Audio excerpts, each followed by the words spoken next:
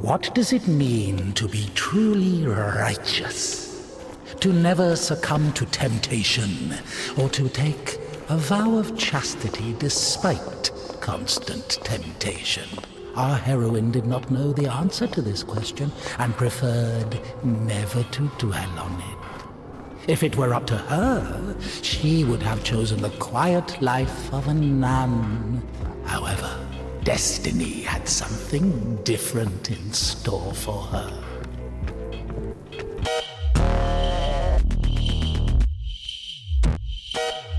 Indika is a narrative-focused puzzle platformer that takes about 4 hours to beat. With light horror undertones and a hidden world, it can be compared to the Little Nightmares series. However, with its 16+ rating, the story explores heavy topics through some uncomfortable moments. I wouldn't say any of it is particularly graphic, but just because you don't see something doesn't mean it isn't real.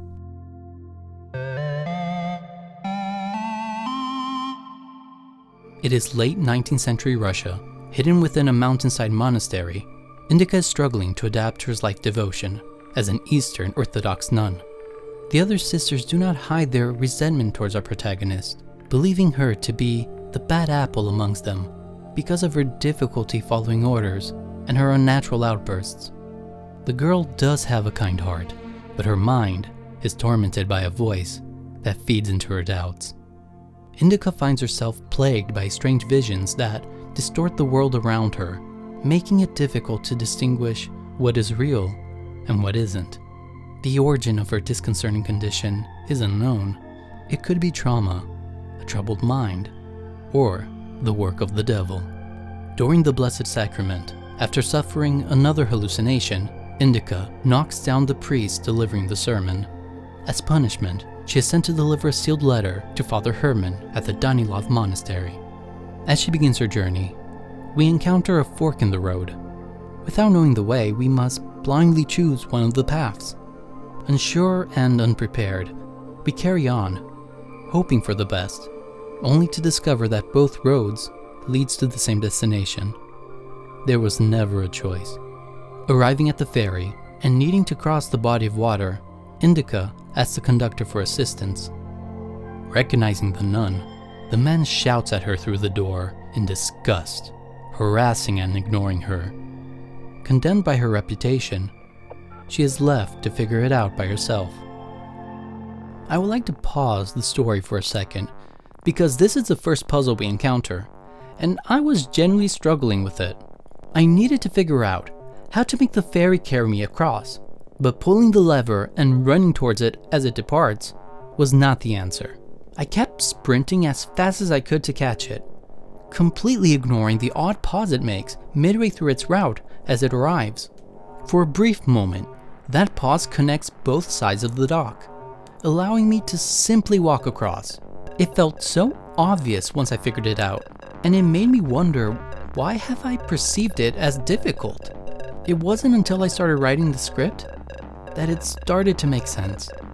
I believed I needed the ferry to carry me. I believed the distance was too great for a bridge.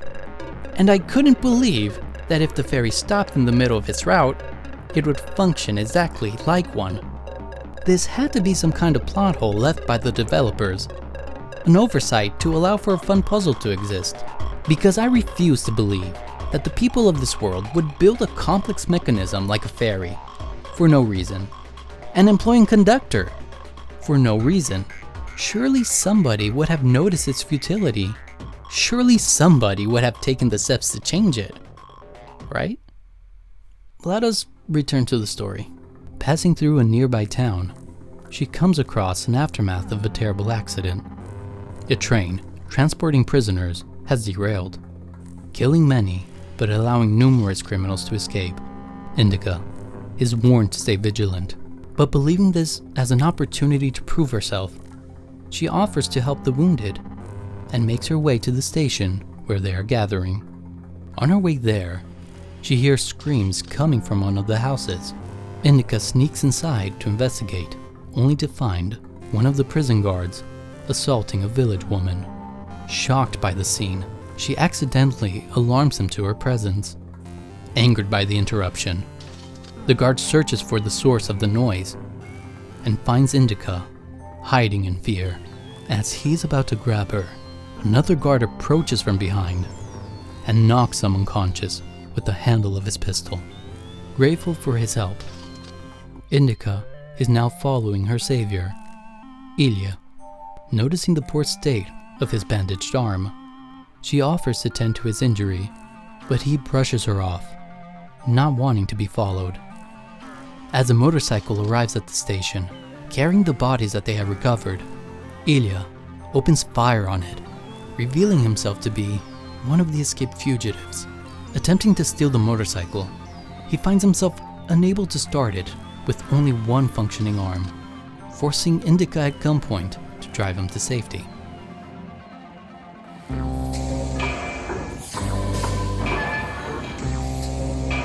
Traveling by motorcycle, Ilya and Indika manage to escape the guards.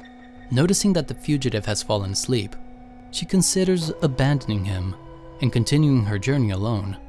However, seeing how badly his infected arm has deteriorated, she decides to keep her promise and tend to his wounds. After examining it, Indika concludes that the only way to save Ilya's life is through amputation. With no tools to perform the operation, she gives him morphine to ease the pain. They detach the wagon carrying the corpses and continue on. As they ride, Indika remembers racing her father on a motorcycle just like this one. Before entering the monastery, she worked alongside him in his bike shop. These memories are presented in pixel art and played like a late 80s video game. This style of nostalgic presentation isn't for Indika, it is for the player. From the moment the game begins, we have been collecting points, keeping score, and leveling up, as Indika performs acts of devotion, enduring those childhood memories. Points are scattered for no good reason other than the joy of collecting them. Even though the loading screen explicitly tells us they are worthless, we still feel a sense of obligation to continue gathering them. Because, back in the present, a wild dog takes chase, forcing them to take shelter. While waiting for the creature to leave, Ilya pulls a folded poster from his jacket. It advertises the Cadets, a holy relic believed to cure all ailments. He claims to hear the voice of God, guiding him towards redemption and revealing the path towards the Cadets, where he believes both his arm and his life can finally be restored. Separating in a search of a way out, Indika is left alone with her thoughts. She has an important mission: to urgently deliver a letter to the Danilov monastery. But an opportunity presents itself. If the Cadets could heal Ilya's arm, perhaps it can also cure the voice tormenting her mind. The temptation begins to grow, made worse by the voice urging her to open the sealed letter. If the contents are not truly urgent, surely no harm would come from making a small detour. The indecision leads Indika to break the seal, revealing that the important message is an order to defrock her, stripping her from her holy vocation. This discovery shatters her world. Reality collapses around her as the voice laughs at her despair, leaving Indika to cling to prayer in a desperate attempt to steady herself. I would like to pause here, because this puzzle perfectly represents Indika's inner struggle. The world around her becomes fractured and distorted, as the voice relentlessly antagonizes her. We are no longer simply watching her emotional state, we are navigating it. By holding a button, Indika clutches her prayer beads and continues reciting scripture, restoring the world to the way it should be. Progress requires us to move between two realities, using each perspective to reach places the other cannot. This mechanic appears several times throughout the game, but I think this moment captures its purpose best, where it confronts the notion that the demonic influence is simply an obstacle. But I'll come back to that later. For now, let's return to the story. Reunited with Ilya, they travel through the ruins of a village destroyed by enemy bombardment. The abandoned, starving dog returns and resumes its pursuit. Fleeing through a derelict factory, they nearly avoid its attacks until the animal becomes trapped in a machine, ending its life. Still facing a long journey ahead and with a deadline to meet, they recklessly decide to jump on board a departing freight train. Sitting on top of one of the cargo cars, Ilya asks why Indika became a nun. She quietly admits that she never truly had a choice. She was only 15 years old when it all happened. Another memory follows. Indika's father tucks her into bed and proudly announces that he has arranged a husband for her. Moments later, a message flies through the window, inviting her to the rooftop. Expecting to meet her future husband, she is surprised to instead find the boy who stole her motorcycle. Prepared to leave, she pauses when she hears the sound of his flute. Captivated by the melody, she decides to stay with him a little longer. Back in the present, the train reaches its destination and the cargo is dropped into freezing water, soaking both of them. Dropped inside a fish factory, they find warmth in the boiler room. Ilya removes his wet clothes and sits beside the fire. Horrified by his lack of modesty, Indika refuses to stay. He hangs a curtain between them, urging her to dry herself quickly before the cold claims them both. As they wait beside the fire, Indika explains that she is never allowed to remove her habit. The sisters even inspect the nuns at night to make sure they obey. Every aspect of her life is monitored and controlled. With their clothes finally dry, they continue through the fish factory. Ilya recognizes it as the place where his mother used to work. On the roof, hidden behind a loose brick, he discovers toys from his childhood.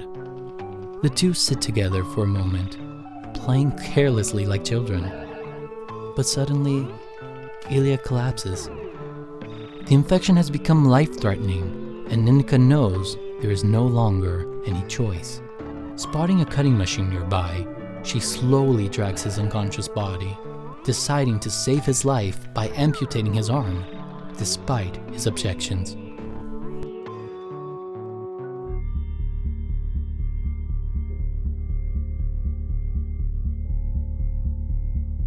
Indika lights a cigarette as Ilya lies behind her. Still unconscious and unaware of what has happened. Slowly awakening, he tries to get up while disoriented and in pain. Indika tries to stop him from noticing his arm by comforting him in her embrace. Noticing what has happened, Ilya is incredulous.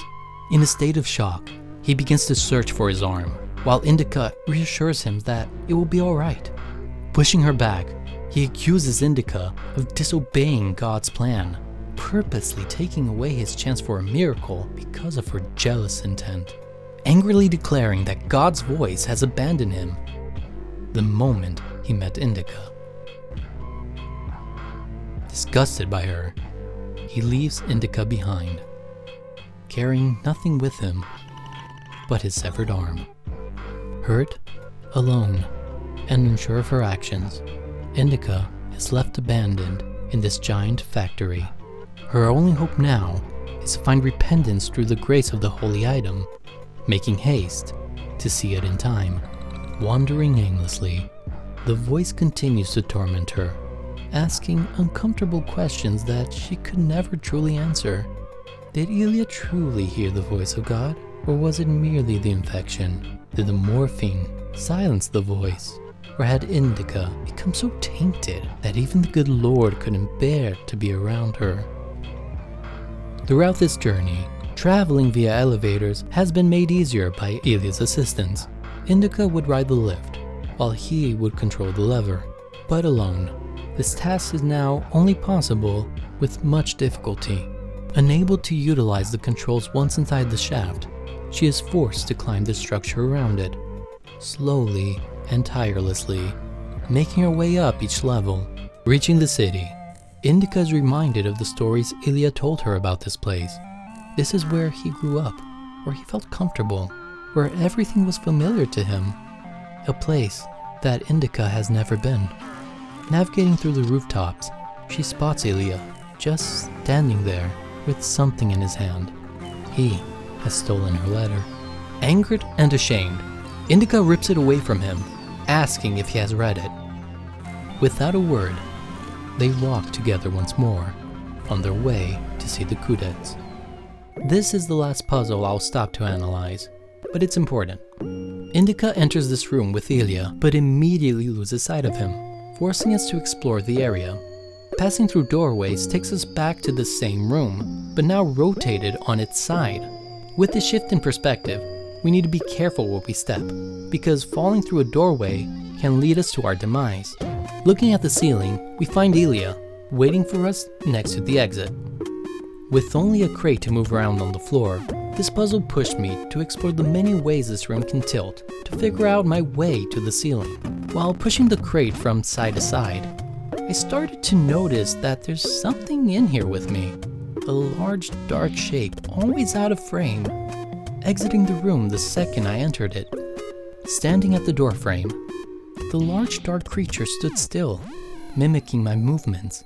This monster that I was seeing is not another character. Indika is seeing herself. Still needing to reach Ilya, the way to escape this maze room is by utilizing the crate in a way we never done before. Instead of lifting Indika, it will catch her.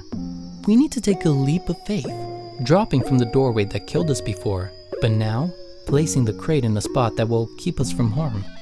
Once down there, we can safely make our way to Ilya and out of the room. This may be the most obvious example that puzzles in this game have a deeper meaning. They are symbolic, allowing players to experience Indika's emotion and inner conflict in an almost metaphorical way, regardless of whether if it's fun or not. Indika allows you, in its interactive moments, to make your own interpretation and rewards you if you give it a deep look. That's the name of the show, but it's not the end of the video, so let's get back to the story. Beyond the horizon, they can finally see the cathedral they fought so hard to reach, picking up their pace to make it in time. Looking over the city, Indika sees the bar where Ilya used to perform. She tells him how excited she is to hear him play guitar once he gets healed. Her words weighed heavy on him.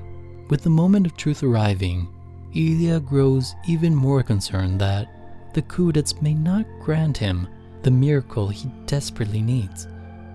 Entering the temple, they are surprised to find it empty.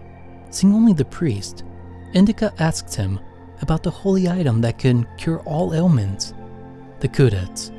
Without giving her much attention, the priest informs her that the Coudets is already being prepared for transfer. The time to venerate has passed.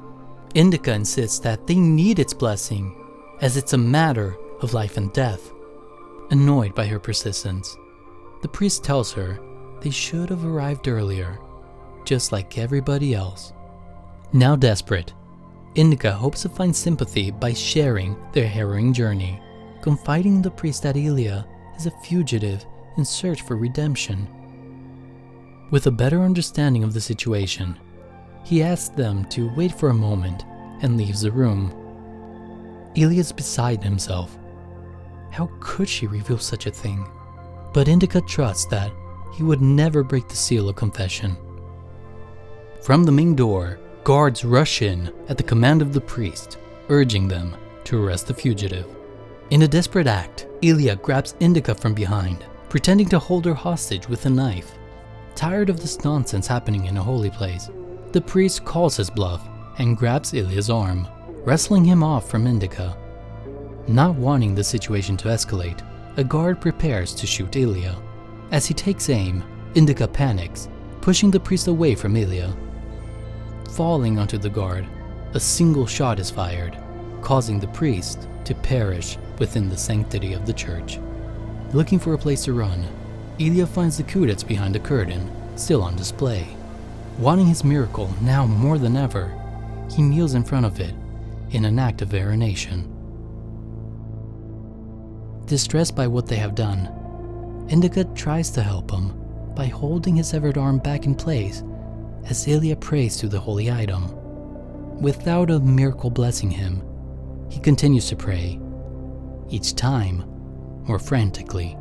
with the guards shouting at them to leave the room. Indika urges him to give up, causing Ilya to become even more frustrated. Enraged, he takes the kudet under his arm, pushing his way out of the temple and knocking Indika onto the guard as he runs past. The last memory we see of Indika shows her in bed with the bike thief. She remembers this as the moment the tragedy truly began, when she lost her innocence out of wedlock while betrothed to another. The boy begs her to run away with him. They could be together, if only they had enough money to start a new life. Knowing about her father's shop, he proposes taking the money from the register before they run away. Still in shock, she quietly sits there, realizing the irreparable damage of her actions. There was no other way. In the middle of the night, the boy enters the shop while Indika waits outside. After a loud commotion, Indika sees her father escorting the boy out at gunpoint.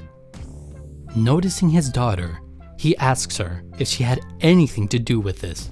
The thief begs Indika to help him, but unable to admit what she has done, she denies knowing him.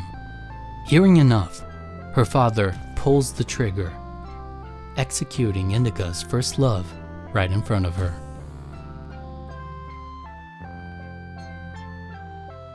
Back in the present, Indika is jailed and sentenced to be hung for the death of a priest. She begs the jailer for mercy, willing to do anything to change her fate. The jailer shows interest, wanting only one thing in exchange for her freedom. He slowly opens the cell and unbuckles his belt. There is no other choice. Just like the starving and abandoned dog relentlessly hunting her down, Indika is now finding herself doing the same, whatever it takes to survive. Betraying everything she believed in an act so sinful and vile that she feels herself becoming just as tainted as they always declared her to be, losing all of the points she has gathered in her pursuit for redemption. Once the deed is done, the jailer laughs, having no intention of letting her go, mocking her as he exits the cell. In her moment of greatest agony, looking up at the ceiling, a large, dark creature descends, grabbing the jailer by his head and tackling him onto the ground. Through the commotion, Indika escapes, running as fast as she can. Drunk and holding a tuba, she runs into Ilya, bragging about trading the kudets for it. Entering the pawn shop, Indika urges the keeper to give her the holy item at once. Retrieving the kudets from behind the counter, he informs her that if she wants it, she will have to pay. Shouting from the entrance, Ilya re-enters the shop, complaining about the instrument. With the keeper distracted, she takes the kudets, kneeling to beg for its blessing.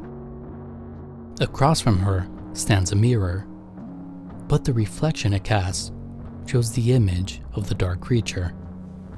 Frantically praying to the holy item, she feels confused. The monster in the mirror remains. In frustration, she shook the kudets, and to her surprise, points flew out of it. The more she shook it, the more she received, gathering more points than she has ever had before. But no matter how many she collects, nothing changes. In a last attempt, she decides to do the unthinkable and open the kudets. As she looks inside, it becomes clear that it is, and always was, completely empty. Looking back at the mirror, her reflection has become restored. Indika tosses the kudets to the floor. With it, the score meter disappears from the screen. As she rises to her feet, her prayer beads shatter onto the ground.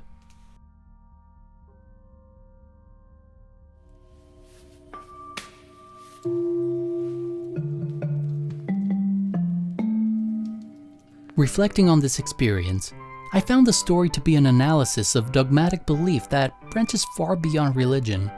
We see this with the guards and the jailer, which serves to complement the morality imposed by the church. Indika judges herself based off this morality without fully understanding it, leading her down a misguided path to regain her self-worth. Ilya lacks any remorse or responsibility for his actions, asking for redemption without understanding it, leading him down a misguided path to regain his freedom.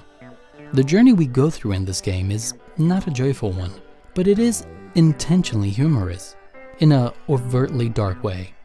It is constantly telling twisted jokes that challenge the notion of what funny even is. For example, Ilya's greatest passion and source of pride is his ability to play guitar, but he lost his arm. It's a joke. Indika is sent on a mission to deliver an important letter, a task that, in her eyes, could restore her standing in the monastery. But the letter is actually an order to defrog her. It's a joke. As a village woman is being assaulted and shouting for help, the fugitive is the one who saves her from the guard. It's a joke. In an infamously tedious segment of the game, we slowly collect 5 buckets of water, traveling the courtyard back and forth. Just as we finish completing the task, the nun tips over the barrel we've been gathering the water in, emptying it right in front of us. It's a joke, and this joke is on us. But the best and final joke comes at the end of Indika's story, when the holy item she sought out for so vigorously to restore her faith becomes the very thing that finally destroys it. Indika was a prisoner of her own making, holding herself accountable to standards of ethics that, throughout her journey, every figure of authority she encountered failed to uphold. Her naive trust in the system and its rules became her greatest source of misfortune. It's a joke, and a reoccurring one at that. So, with all joking aside, I hope you leave this video contemplating, what prison are you putting yourself in? Whether it's insecurity about your body image, self-worth stemming from productivity, or purchasing luxury items you can't afford in pursuit of social status, take some time to consider what your kudet looks like. And once you're ready, try opening it and give whatever may be inside a deep look.